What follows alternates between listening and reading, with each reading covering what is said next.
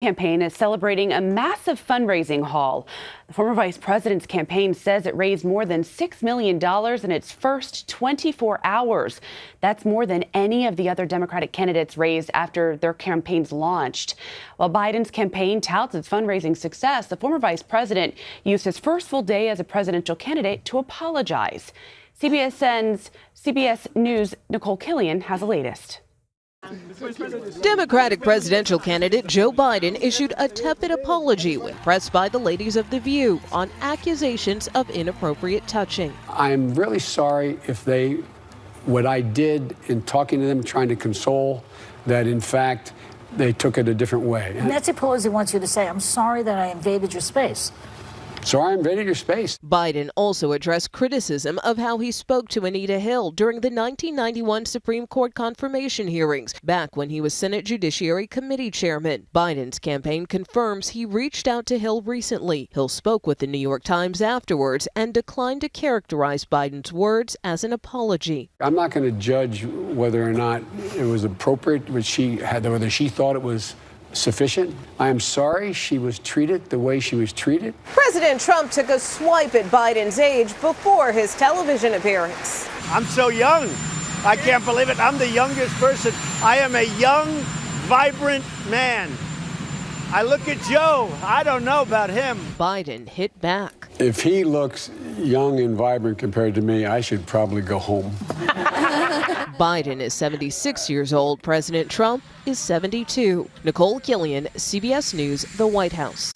So let's bring in Joel Payne and Michael Graham. Joel is a Democratic strategist, former Hillary for America senior aide and vice president at MWWPR. And Michael is a CBSN political contributor, conservative columnist for the Boston Herald, and politics editor at Inside Sources. He's joining us right now from Boston. Thank you, folks, firstly for being here. Wanted to talk a little bit, Joel, about the 24-hour fundraising kick that has happened. What is your reaction to that and the amount of money he got so quickly? Oh, listen, I never had any doubt that Joe Biden was going to be able to have enough money to run a sufficient race. Notably, a lot of that money was not online. A lot of that money came from some high-dollar fundraisers, which some of the other candidates have been hitting him on today. I know Elizabeth Warren and Bernie Sanders kind of took a dig at him in their statements. Really quickly, you mentioned the vice president, former Vice President Biden and President Trump, this whole route about their age. And I just think it's interesting because literally they could have gone to high school together. Like Joe Biden would have been the senior quarterback on the team and Donald Trump would have been the freshman flunky, which I was on the team, picking up the water and dragging it behind. So I think that's a bit ridiculous. You mean he doesn't look a lot younger and vibrant to you? Is that what you're saying? I'm gonna go ahead and say that Trump does not look much younger. I want to touch on something that you brought up as well, because that fundraiser was at the house of the one of the owners of the Comcast executive here. So is he going to catch some flack for going off of these big ticket donors when a lot of the other candidates are just doing grassroots efforts and being successful in doing so? Of course he is. And so this is now we start. The machine starts spinning. And Michael, I know, is going to chime in here, too. We talked about this a little bit earlier. Biden is now going to understand what it is like to campaign in 2019. It is not 2008. It is not 1988. This is an entirely different cycle. The expectations are different. The norms are different. And all of the candidates have had the bar raised on what's appropriate, what's not appropriate. People are not going to support the idea of high-dollar fundraisers like they may have in years past. So, Michael, let's bring you in. What do you think about that, and how concerned should Republicans be about Biden's entry into the race, if at all? Well, like they said in that great film about American politics, The Incredibles, there's no school like the old school, and that's how Joe Biden is rolling. He's shamelessly going after big dollar donors. He wants bundlers. Bernie Sanders brags about his 220,000 individual donors on his first day, which is amazing. Biden says, forget that, I got the unions. And so he's going to do everything but roll up in Jimmy Hoffa's Cadillac and step out with a cigar in his mouth. He's going straight old school. We'll see if this reporting from the New York Times Times a few days ago about how the people who vote in Democratic primaries are a lot less like the Twitter woke, kind of progressive AOC wing, that there are a lot of more traditional Democrats. We'll see if that's going to work. As far as Republicans being worried, I don't think it's any secret at all. The White House says they're not worried about Bernie Sanders. Obviously, they're worried about, about Joe Biden. Obviously, they're worried. It makes a lot of sense for them to worry. One thing I would throw out, though, and I'd like to know Joel's thought, I don't think the age thing is about the calendar. Bernie Sanders is the oldest guy in the field. The word that jumps out at you when you see Bernie Sanders isn't old, because he's that frenetic, he's got his brain, he's just this energetic guy and thing. Joe Biden today on The View, very compassionate. He teared up. That moment with Meghan McCain, I think you're going to see a lot of clips of that. But a couple times he did look not young, I'll put it that way. And Donald Trump looks like a guy who's right in his wheelhouse. So it's perception, it's not the calendar, I don't think, that matters. A lot of fists are already flying here. So President Trump has called Biden Sleepy Joe and not the brightest, but he's also said running against Biden would be a dream for him. Michael, can he have it both ways? Well, he can look. It's Donald Trump. He's going to say anything. I mean, that's that. The fact is that he is president because of about 80,000 votes that were cast strategically in states like Wisconsin, Michigan, Pennsylvania. And Joe Biden is the kind of candidate that can cause those 80,000 people to change their mind, to possibly come over. He seems like the guy who can do that. The argument from the Trump people is that you just do a different map, because he's going to motivate other Democratic voters less. But yeah, no doubt about it, Joe Biden can raise a ton of money. He was the vice president for 8 years. So the White House has reason to be worried.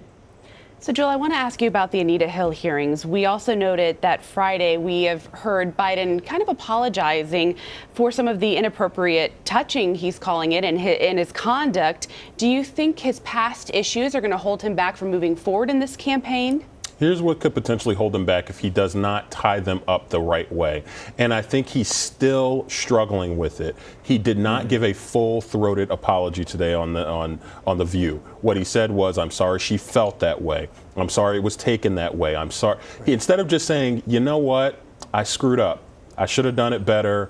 She has the right to be upset with me. I hope one day she accepts my apology." That's the way to handle it. He couldn't do that. And I think, again, that just reflects the fact that, Michael and I are both baseball fans. It's like a pitcher coming out of spring training. They got to get the fastball wound up. I don't know if Joe Biden has his fastball wound up to midseason form yet. He's still coming out kind of spring training style. And, she spoke out about it as well and kind of echoed your same sentiment, that she said that doesn't really bode well with her. She didn't feel like it was a proper acknowledgement. Yeah, I don't think she did. And I think that, listen, the former vice president is going to have to understand that today things are different than they were in '88 and in 2008. One other thing I want to add here, I know a lot of Republicans like Michael like the idea of Biden as kind of the solve to Donald Trump. And I just find it so interesting as a progressive that Republicans are kind of saying that they'll support Biden. I worked for Hillary Clinton. They said they would support her, and guess what? They didn't. So I think what a lot of Democrats are trying to figure out is,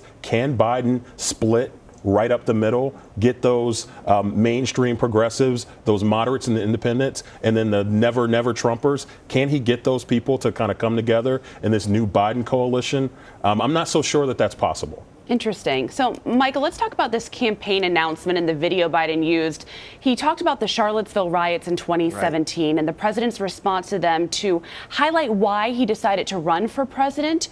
What do you make of that? So I will say that it was a lot darker than I was expecting from Joe Biden, because what's Joe Biden's brand? He's Uncle Joe. He's bringing us all together. He's famous for bipartisan reaching across the aisle. In fact, he apologized a few months ago because the AOC crowd demanded that he apologize for saying something nice about a Republican. And then he comes out cleats high. I mean, think about this. If someone had said to you, Joe Biden's going to run for president, and in his announcement video, you're going to see a swastika. What? No, that's not going to happen. Well, it happened. And I think that shows another side of the challenge.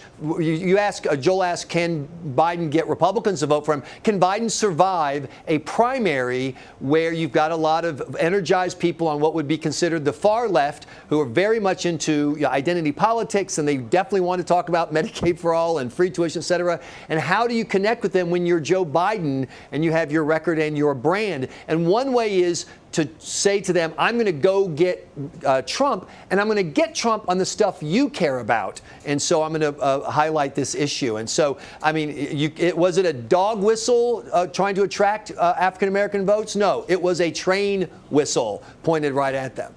You know, speaking of race, let's talk about diversity, Joel, in this campaign. We see now that Biden currently leads the Democratic field in the early polling, and then he's followed by Vermont Senator Bernie Sanders.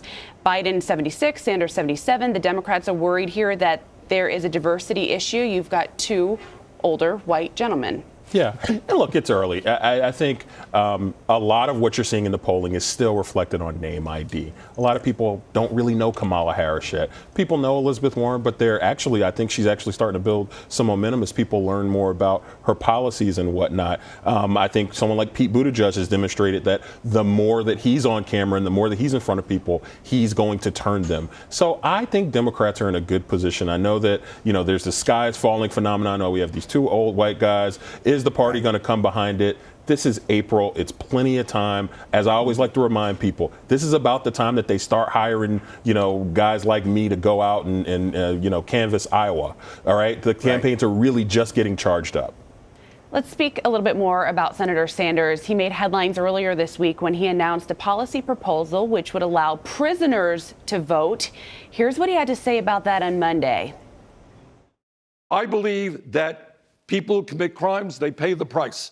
When they got out of jail, I believe they certainly should have the right to vote. But I do believe that even if they are in jail, they're paying their price to society, but that should not take away their inherent American right to participate in our democracy. Let the Boston bomber vote. He should be voting, right? I don't think so. Let terrorists that are in prison vote. I don't think so. Can you believe it? But this is where some of these people are coming from. And they're the most popular ones. When Bernie Sanders made certain statements the other day, I said, well, that's the end of his campaign. Then what happened is everybody agreed with him. So that was President Trump, his response that he said on Friday. Michael, you actually wrote about this for the Boston Herald and compared Sanders to former Massachusetts governor and presidential candidate. So what more can you tell us about your comparison there? So Mike Dukakis had that famous moment in 1988 when he was asked the question, you oppose the death penalty, would you oppose it if someone raped and murdered your wife, Kitty? And, people called that question at the time problematic and provocative. I ran campaigns around that time, or I guess a few years later, but still, that's a home run because you immediately say, you wouldn't need the death penalty for him, you need it for me because I'd kill the guy with my bare hands. And after showing your normal human reaction, you talk about your principle. And people get the principle of whether it's the death penalty or whether it's voting while incarcerated, which, by the way, Vermont and Maine have right now. Bernie Sanders, instead of giving that normal human, what do you mean should the marathon bomber vote? He shouldn't be breathing. He gave this completely college dorm theoretical answer that was just a perfect tee up for a guy like Donald Trump, who doesn't really even understand all that Constitution talk and whatnot. He knows where regular people are. And I think the danger for Democrats as a whole is whether it's that idea or whether it's abandoning the Electoral College or whether it's slavery reparations or free college tuition. There's a point where you hit a critical mass with casual voters, the voters that Joel was talking about. They're not close to paying attention.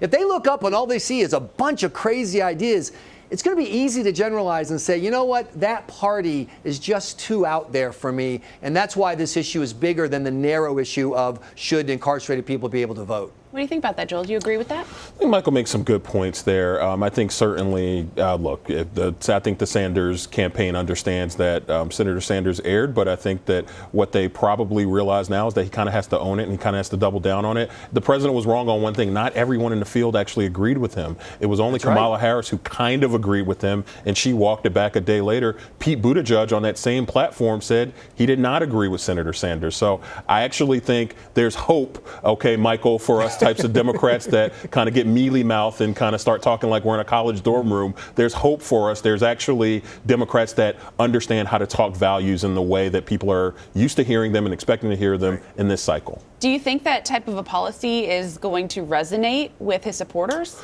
I think that the type of policy, I think overall, broadly speaking, Bernie Sanders wants to say, I'm the most progressive, I'm the most far left, I'm going to set the flank, I'm going to set the perimeter for the party. I think that's what he was trying to do. I think he was overemphasizing the point. Probably what he wanted to say was, I think that people who have been incarcerated and who have paid their debts to society should be repatriated and re-allowed to vote. I don't think he meant to say, you know, I think the questioner kind of threw him off, but again, that's not how political history gets written. People like us go He back. should hire you because that is not what he said.